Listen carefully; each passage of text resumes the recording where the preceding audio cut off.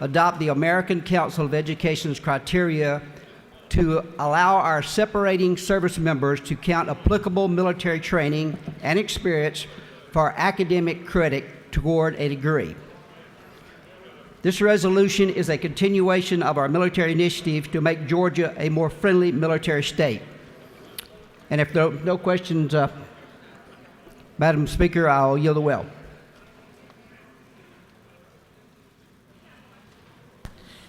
There is a question.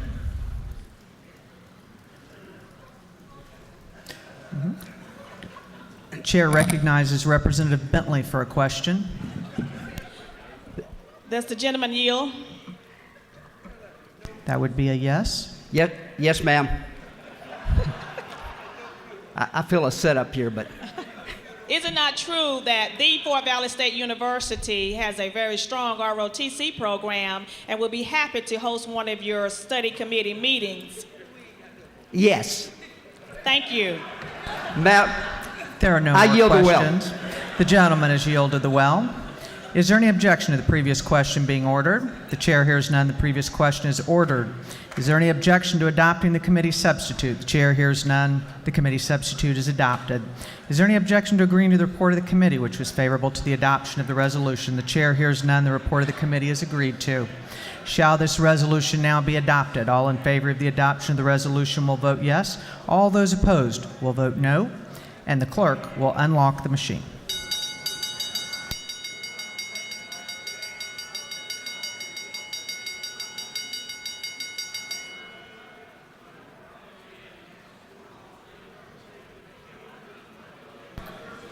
Have all members voted?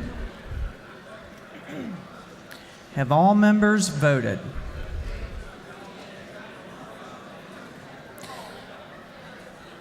If so, the clerk will lock the machine. On the adoption of the resolution, the yeas were 164, the nays were 0.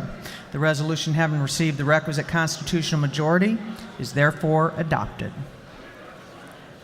Clerk will read the caption to H.R. 642.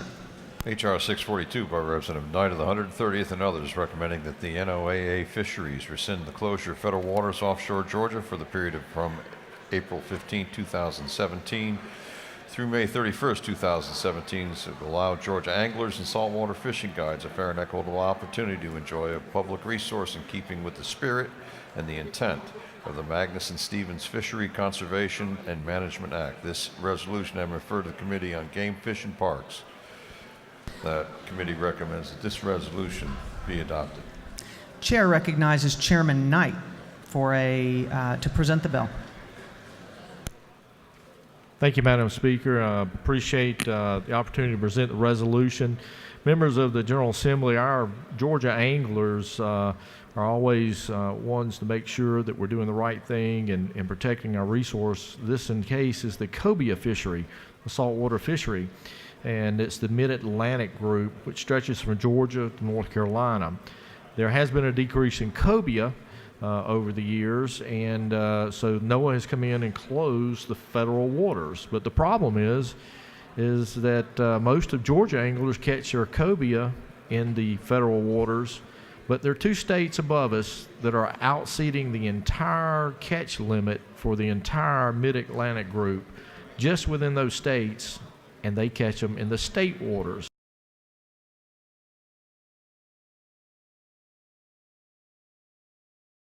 Way to make sure that those states that are causing the overfisheries to make sure that they're doing something at their state level that solves the problem and not hurting Georgia, which is not a part of the problem of the overfishing of the cobia fishery. DNR Commissioner Mark Williams sent this same resolution earlier this month, and we're showing our support towards the DNR Commissioner and our Georgia anglers by sending a message from the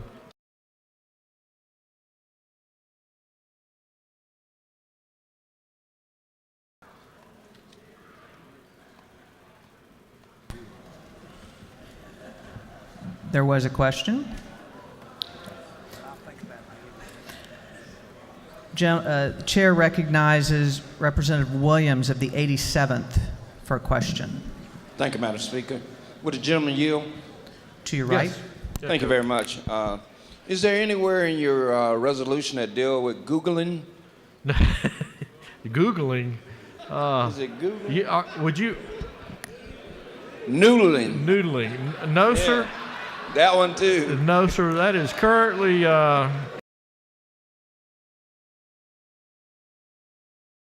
Questions. The gentleman has yielded the well. Is there any objection to the previous question being ordered? The chair hears none. The previous question is ordered. Is there any objection to agreeing to the report of the committee, which was favorable to the adoption of the resolution? The chair hears none. The report of the committee is agreed to. Shall this resolution now be adopted? All in favor of the adoption of the resolution will vote yes. All those opposed will vote no, and the clerk will unlock the machine.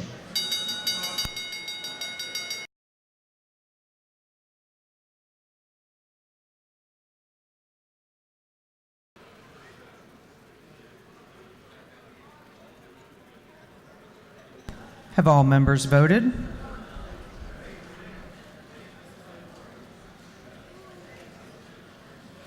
Have all members voted? If so, the clerk will lock the machine on the adoption of the resolution. The yeas were 168, the nays were 0. The resolution, having received the requisite constitutional majority, is therefore adopted.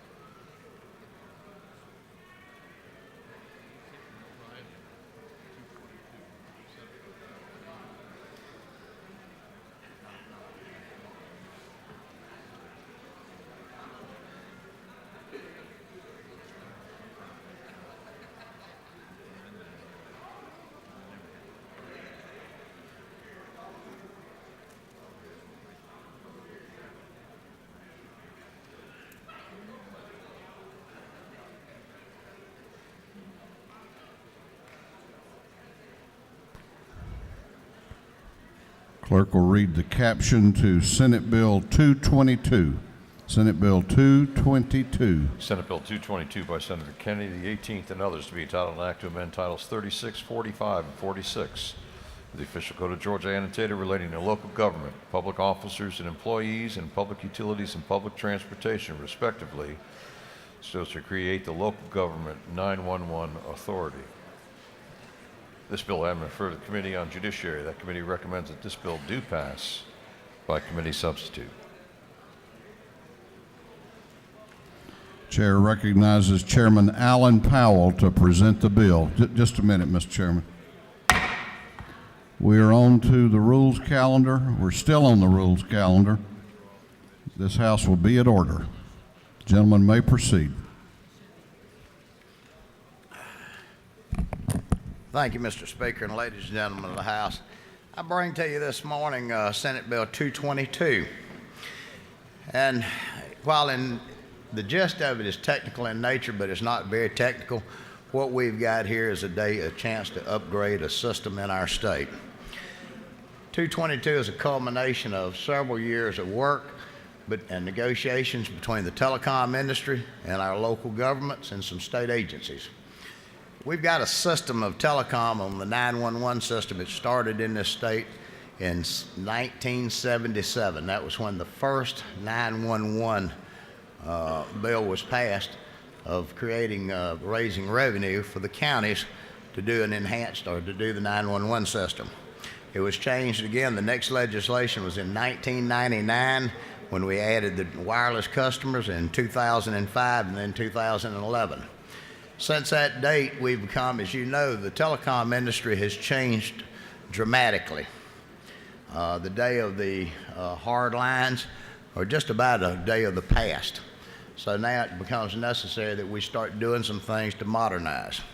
Before I get into the guts of the bill, I want to just tell you the real numbers to it is today it costs the counties in this state roughly $250 million a year to run their 911 services, and that's on 142 jurisdictions.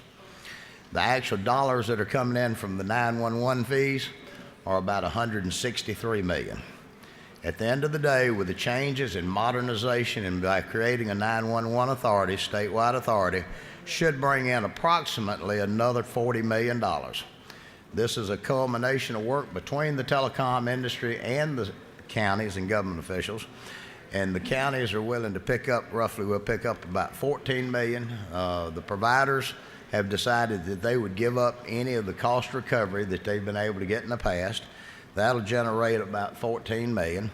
Fee parity on prepaid service.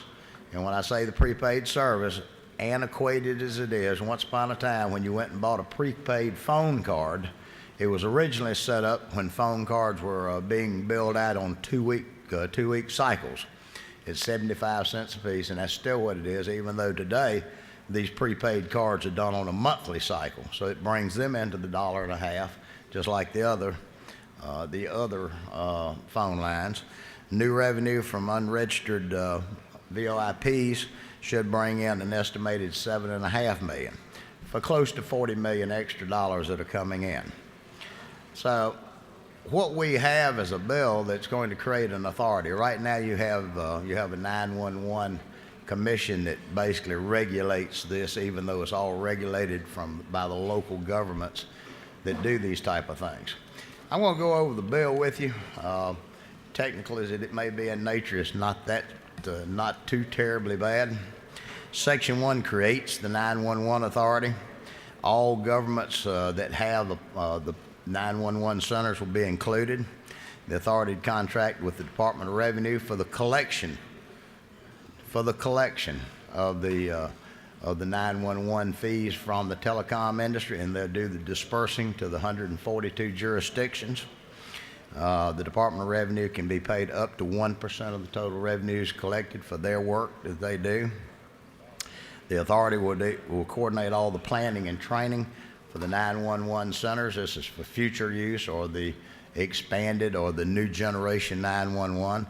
The board will have 17 members as described in the bill. These come from the speaker to the lieutenant governor to the industry to the counties to the sheriff's association to chiefs of police to fire chiefs. All those type of people and the agencies that are represented will be represented on this authority that deal with the 911. Section 2 sets up the authority as the same as other state authorities. Section 3 updates the definitions regarding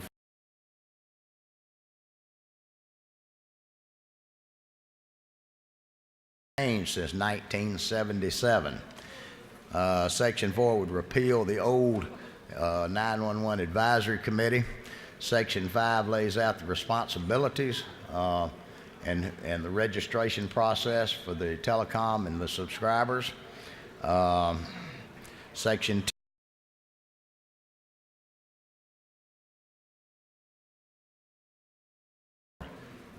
other government funds to do enhanced and to do the new generation 911. So, you know, it's quite an interesting bill, but it's simple in nature. Section 11A sets forth the delivery parameters for the 911 on non-emergency calls. Section 2 clarifies billing procedures. Also, the part I'd previously talked about the prepaid phone cards. Brings parity. Section 11 brings parity. with the prepaid phone cards. And then Section 14 preserves any pending legal action. As you know, one of the things that we try to do in this state and in this legislature is that when we have legislation, we try not to pass legislation that would get in the way of pending litigation, and that's also preserved in here for any pending litigation. We try not to meddle in that. Mr. Speaker, I'll be more than glad to answer any questions. And if I can't answer them, I'm sure that Chairman Parsons, who this bill, the House bill, went through, can talk about the technical parts of it. And since the last bill went through, the Senate bill went through the judiciary, we know how smart them folks are, and they can certainly answer what I can't. You have a few questions. Do you yield? Yes, sir, I will. Chair recognizes the chair of the Agriculture and Consumer Affairs Committee, Chairman McCall, for a question. Yes, sir. Mr. Speaker, does my friend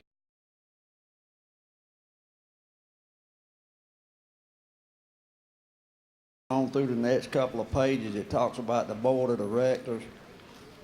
Other than the normal process of us begging the speaker and the lieutenant governor and the governor who to appoint, is there any guarantee that there might be some rural people on this board of directors, because we do have 911 systems other than Atlanta?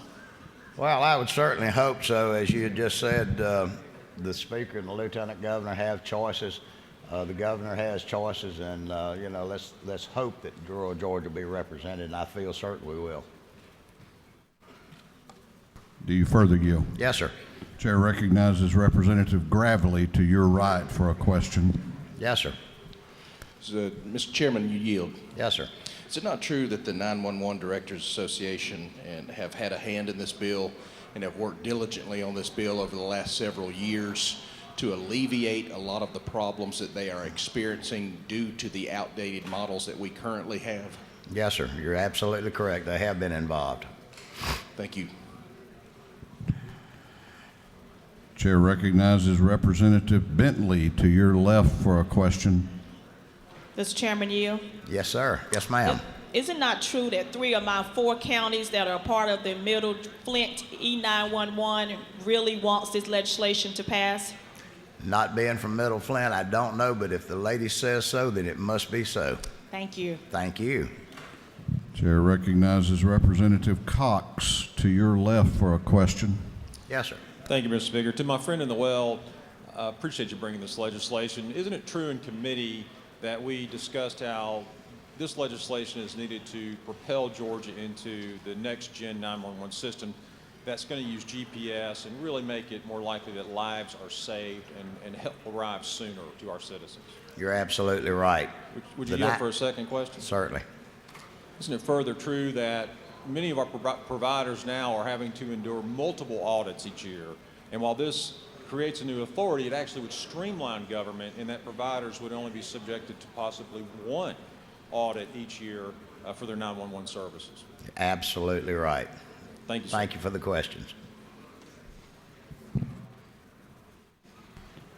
Chair recognizes the Majority Leader of the House for a motion or a question. Either. I like the motion. If no questions for gentlemen in the well, but to the speaker and the man on the podium, I have a motion then. I'll get right back to you Yes, on sir. that. Gentlemen yield. Yes, sir. Mr. Chairman, is it not true that this bill helps provide the modernization in our 911 system that allows us to serve the public in emergency situations for the future of this state efficiently and effectively? Yes, sir. Let us hope it does. Yield for one more question. Yes, sir. Also, is it not true this will allow the 911 service to stand more or less on its own and not be subsidized by local taxpayers in the counties and cities around this state, make it more efficient and effective for the citizens in this state in every respect of the word? Yes, sir. To the degree of the extra money that will be coming in by modernization will, at some point with the new generation 911, members of this body, whether it's those of us here today or somebody in the future, that we'll have to be looking for other ways of generating the money. The original gist of funding 911 back in 1977 was using landline, $1.50 on landlines. The day of the landlines have almost vanished, and it's all based on cell phone technology. What's the next round of technology? At some point, there will be members of this General Assembly that'll have to find out new funding mechanisms. Even guesstimated numbers that we have right now of pulling in an extra roughly $40 million by this modernization move that'll go back to the counties. That's still, my calculations, is about 50 million short that counties will have to subsidize the 911 services. And quite frankly, in this day of public safety, there's probably nothing that's been more of a benefit than effective 911 systems, whether the need for someone in an emergency to call and it be forwarded to law enforcement, or the day of sending that to calling the 911 or an EMS crew to come to save someone's father that's had a heart attack, or a mother that's suffered an accident, or children. It's all about getting services to these people. And yes, sir, you're absolutely correct, and I thank you so much. Thank you for your work on the bill. Thank I you. appreciate it. Mr. Speaker, You have no further questions. If there's no other questions, No further questions. I will yield the well and gladly ask for the members' support of this bill.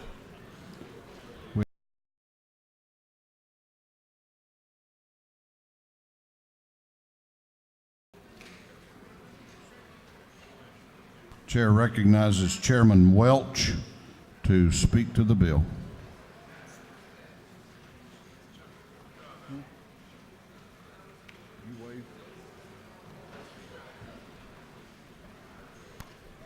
Thank you, Mr. Speaker.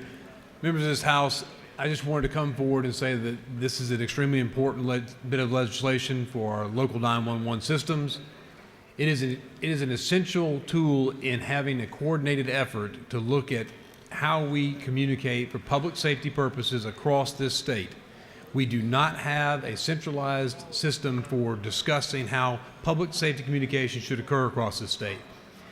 This particular bill, even though it has an authority built into it, that authority is not state funded. It is funded by local tax revenues. It is not funded by state dollars, and it will not impact this state. But it affords this state an opportunity for the leadership in public safety to get together and discuss how communication should be designed going forward into the future. This sets the framework for dealing with the next generation 911 systems, and I urge your favorable support of this bill. Thank you. Chair recognizes Chairman Martin to speak to the bill.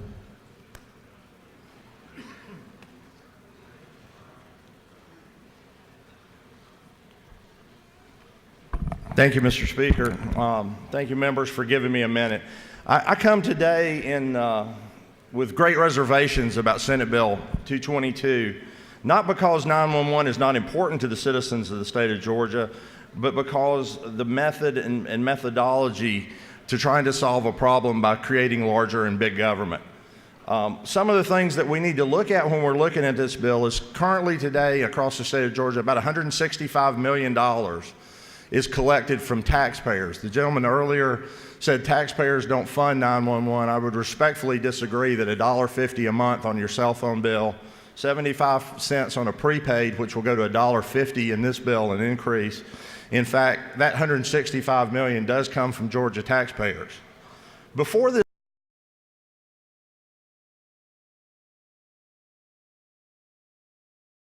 of that money before they remitted it to our local jurisdictions.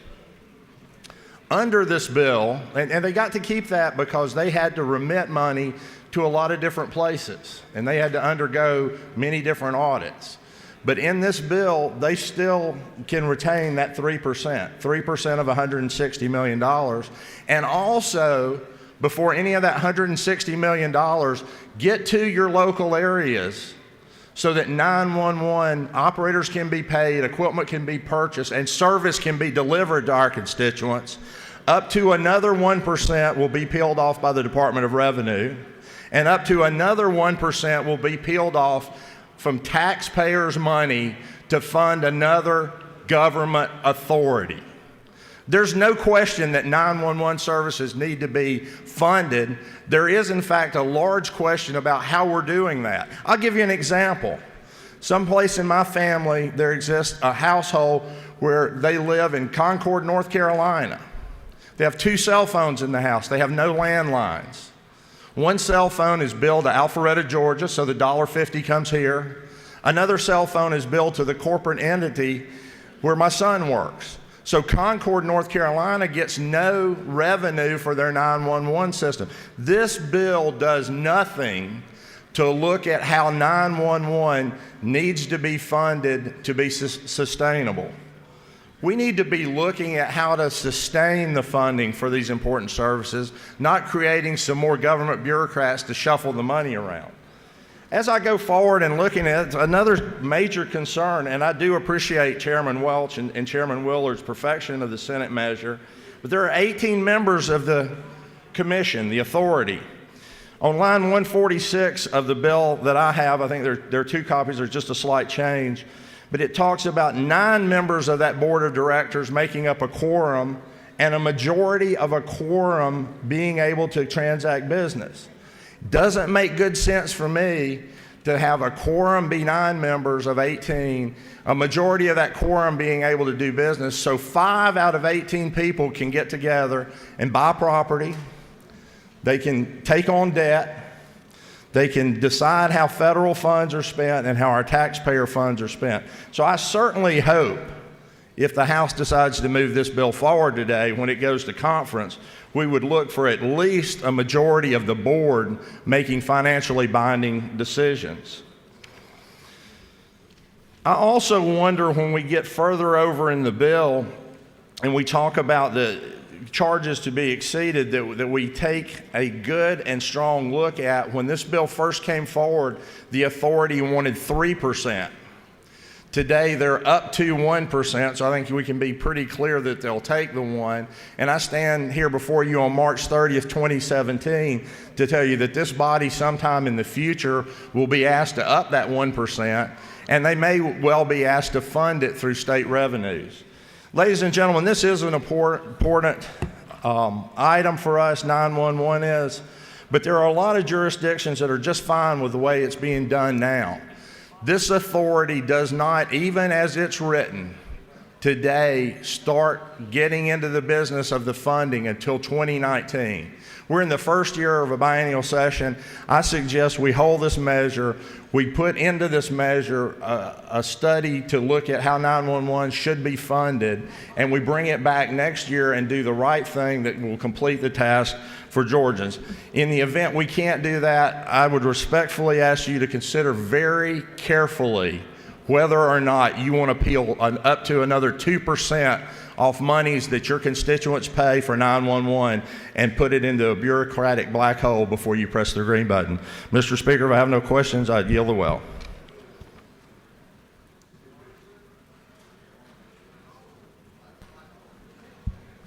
Is there any objection to the previous question being ordered? The chair hears none. The previous question is ordered. Is there any objection to withdrawing the committee substitute?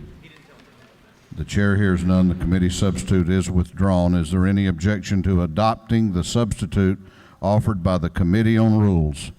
The chair hears none. The Rules Committee substitute is adopted. Is there any objection to agreeing to the report of the committee which was favorable to the passage of the bill? The chair hears none. The report of the committee is agreed to. Shall this bill now pass? All those in favor of the passage of Senate Bill 222 will vote aye. Those opposed will vote no, and the clerk will unlock the machines.